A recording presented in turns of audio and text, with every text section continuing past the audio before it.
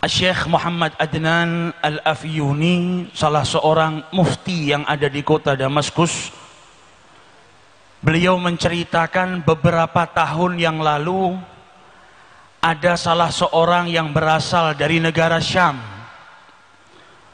Kemudian ia mengajak istri, ibu dan kedua saudara wanitanya untuk berziarah ke makam Nabi besar Muhammad sallallahu alaihi wasallam dan menunaikan ibadah umrah. Sesampainya di Madinah Al-Munawwarah, maka lelaki yang membawa 4 orang wanita kerabatnya itu kehilangan tasnya, di mana di dalam tas tersebut terdapat bekalnya, uangnya untuk hidup selama beberapa hari di kotanya Nabi besar Muhammad sallallahu alaihi wasallam. Maka sebagaimana mestinya setiap orang yang tinggal di negara orang asing, tidak kenal dengan siapapun, dan ia kehilangan hartanya, dan saat itu ia membawa sanak kerabatnya, pastilah dalam keadaan bingung, dalam keadaan gelisah. Maka di saat kegelisahannya, di saat dia dalam keadaan kebingungan, ia langsung masuk ke masjidnya Rasulullah sallallahu alaihi wasallam. Ia melaksanakan sholat 2 rakaat dan kemudian duduk di Raudhatus Syarif, memperbanyak sholawat kepada Rasulullah, karena selama ini ia dengar salah satu daripada keutamaannya bersolawat adalah diberi jalan keluar dari setiap kesusahan, dari setiap permasalahan dan kesempitan.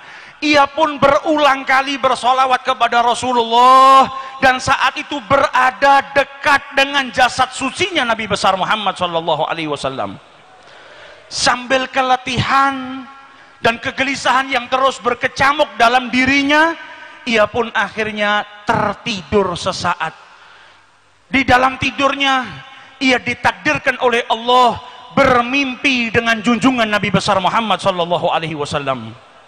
Sholawat yang dihaturkan dari lisan dan juga dari lubuk hati yang paling dalam, dari hati seseorang yang cintanya kepada Rasulullah sallallahu alaihi wasallam, dari keyakinan bahwa sholawat yang ia baca akan memberikan jalan keluar dari setiap permasalahan, menjadikannya malam itu ia bermimpi dengan Rasulullah sallallahu alaihi wasallam. Dan Nabi bersabda dalam hadisnya, man ra'ani faqad ra'ani, siapa yang melihatku maka sesungguhnya ia melihat aku. Man ra'ani fil manam faqad ra'ani, siapa yang mimpi berjumpa denganku sesungguhnya ia benar-benar mimpi berjumpa denganku. Innama syaitan la yatamathalu fi surati, karena syaitan itu tidak mampu menyerupai Rasulullah sallallahu alaihi wasallam. Di dalam mimpinya Rasulullah berkata kepada lelaki tersebut, pergilah engkau ke pintu Masjid Nabawi nomor sekian, maka engkau akan dapati seorang penjaga pintu yang bernama Utsman. Maka katakan kepada Utsman, inna Rasulullah yugri'uka salam. Sampaikan kepada Utsman kalau Nabi Muhammad mengucapkan salam kepadanya. Dan katakan setiap hari sholawat yang ia baca sebanyak 1000 kali sampai kepadaku, dan mintalah Utsman untuk menolong dirimu yang saat ini kesusahan. Bangun daripada tidurnya ia merasakan kebahagiaan yang luar biasa, karena saat itu ia dapat memandang wajah suci Nabi besar Muhammad sallallahu alaihi wasallam. Seseorang yang dari rumahnya, dari negaranya yang jauh, ia habiskan bekalnya, hartanya, waktunya, uangnya untuk berziarah ke orang yang paling ia cintai, dan sesampainya di sana ia ditakdirkan untuk berjumpa dengan Nabi besar Muhammad sallallahu alaihi wasallam. Ia pun pergi ke pintu yang ditunjuk oleh Rasulullah. Sesampainya dia di sana, dia bertanya kepada para penjaga kota Madinah, afikum Utsman, adakah di antara kalian yang bernama Utsman? Maka salah seorang daripada mereka berkata, hadza Utsman, itu Utsman yang kau cari. Maka ia pun mendatangi Utsman seraya berkata, inna Rasulullah yugri'uka salam, Nabi ngucap salam kepadamu. Dengan bukti kalau Nabi itu mengetahui sholawat yang kau baca setiap hari sebanyak 1000 kali. Kenalkan, namaku adalah Abu Adib. aku datang bersama 4 orang wanita daripada keluargaku, hartaku kecurian, dan Nabi minta engkau membantuku saat ini. Maka si Uthman berkata, ini ucapan gak pantas kita bicara di sini, mari masuk ke dalam kantor saya. Sampai di dalam kantornya ditanya, ma qissatak, bagaimana ceritamu ini kok bisa sampai ke sini, apa yang kau alami? Diulang lagi ceritanya. Rasulullah menitipkan salam kepadamu, namaku Abu Adib, aku kehilangan harta. Maka Uthman berkata, ini cerita nggak pantas diceritakan di sini, ikut saya naik mobil ke rumah saya. Di mobil ditanya, bagaimana ceritamu? Maka dijawab, aku Abu Adib, aku datang ke sini dengan saudaraku, dengan ibuku, dengan kerabatku, uangku hilang, aku mimpi berjumpa dengan Rasulullah, ia menitipkan salam kepadamu. Sampai di rumahnya duduk, ditanya kembali, diceritakan kembali. Kata Uthman, kalau begitu kita makan terlebih dahulu. Selesai makan ditanya, bagaimana ceritanya? Diulang lagi ceritanya. Setelah itu ditanya lagi, bagaimana ceritamu? Maka Abu Adib pun berkata, saya tidak akan menceritakannya lagi kepadamu. Sudah 10 kali saya ulang-ulang cerita ini. Kalau kau percaya, bantulah saya. Kalau engkau tidak percaya, maka izinkan saya pergi dari tempat ini. Maka dijawab oleh Uthman, laqad saddaqtuk min marratil ula. Saya sudah percaya dengan ceritamu dari pertama engkau bercerita kepada saya. La ya'lamu ahadan inni usalli alaih alfa marrah kulli yaum illa alladhi akhbaraka bidzalik. Karena tidak satu pun dari manusia ada yang tahu kalau saya bersolawat kepada Nabi Muhammad setiap hari 1000 kali, kecuali yang mengabarkan hal tersebut kepadamu, yaitu Nabi besar Muhammad SAW. Akan tetapi saya berulang kali bertanya kepadamu bagaimana ceritanya, karena saya merasa bahagia ketika mendengar Nabi Muhammad mengirimkan salam kepadamu. Dan saya ingin kalimat itu terus diulang-ulang, didengarkan di telinga saya. Kebahagiaan yang luar biasa ketika saya setiap hari bersalawat dan salam kepada beliau, tiba-tiba saya mendapatkan keberkahan Nabi Muhammad mengirimkan salam kepadamu. Saya bertanya berulang kali bukan karena tidak percaya, tapi telinga ini ingin terus mendengar nama Nabi Muhammad SAW, dan telinga ini terus ingin mendengar kalau Nabi Muhammad mengutarakan salamnya kepadaku, ambil apa yang kau inginkan. Berapa hartamu yang hilang aku ganti, karena aku memiliki kebahagiaan yang tiada tara, yaitu dengan mendapatkan salam dari Nabi besar Muhammad SAW.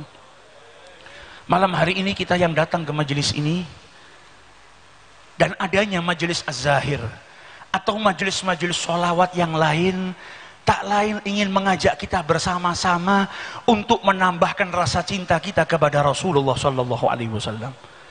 Kita ingin seperti Uthman, ketika mendengar nama Rasulullah, hatinya bahagia, bergetar. Kita ingin mencintai sesuatu yang mana jikalau sesuatu itu dihadapkan di depan kita dan didengarkan di telinga kita, maka kita mendapatkan kebahagiaan yang luar biasa, sebagaimana kebahagiaan yang didapatkan oleh para pendahulu kita ketika mendengar nama Rasulullah SAW. Bukan hanya kebahagiaan yang mereka dapat, tapi tak sedikit dari mereka yang detik itu juga minta dicabut nyawanya oleh Allah Subhanahu wa Ta'ala karena kerinduan yang mendalam kepada Nabi besar Muhammad SAW. Maulid yang kita baca ini, hampir setiap malam kalau kita hadir majelis Az-Zahir, dibacakan Maulid Simtud Durar, ditulis oleh Al-Imam Al-Habib Ali bin Muhammad Al-Habashi, tashwigan lis-sami'in. Kita diajak baca sejarah Maulid Nabi, kita diajak menyandungkan gosidah, pujian-pujian kepada Rasulullah, agar apa? Setiap hati umatnya ini merasa rindu ketika nama nabinya disebutkan. Kalau kita belum merasa rindu, belum merasa bahagia ketika Nabi Muhammad namanya disebutkan di hadapan kita, itu tandanya cinta kita masih lemah. Karena ketika kita mencintai harta, di saat kita kesusahan kayak apapun, kita mendapatkan harta yang berlimpah, maka kesedihan, kesusahan, bahkan penyakit sekalipun akan hilang dengan sesaat. Karena kita dapat uang yang banyak. Ini manfaatnya kalau kita cinta kepada sesuatu, maka sesuatu itu bisa memberikan kebahagiaan kepada kita. Kalau kita cinta dengan Nabi Muhammad, cinta dengan Allah, cinta dengan zikir, cinta dengan sholawat, Maka di saat kita susah, kita nggak perlu pergi jauh mencari suasana baru untuk menenangkan diri kita dan batin kita. Di saat kita sakit, nggak perlu kita bersusah payah mencari obat, karena setiap sesuatu yang kita cintai menjadi obat bagi kita. Bahkan Nabi Muhammad di saat duduk dengan para sahabatnya, kalau mau bahagia karena beliau cinta dengan sholat, maka beliau berkata kepada Bilal, arihna ya Bilal, kumandangkan azan, bahagiakan kita dengan melaksanakan sholat. Datang waktu sholat menjadikan Nabi bahagia. Begitu juga dengan para ulama, bukan hanya kepada Nabi Muhammad, kepada gurunya saja mereka mendapatkan ketenangan. Al-Habib Ali bin Muhammad Al-Habsyi, penyusun maulid ini, kalau sudah sakit yang luar biasa, dia panggil putranya yang bernama Muhammad. Wahai Muhammad putraku, bawakan cerita guruku Al-Imam Abdullah bin Husain bin Tahir. Ketika dibawakan kisah gurunya Al-Imam Abdullah bin Husain bin Tahir, maka seketika itu juga sakitnya hilang, kegelisahannya hilang, kegundahannya hilang, karena dibawakan kisah orang yang dia cintai, yaitu gurunya. Apalagi dengan manusia yang paling mulia, yaitu junjungan Nabi besar Muhammad sallallahu alaihi wasallam. Sallu ala Nabi.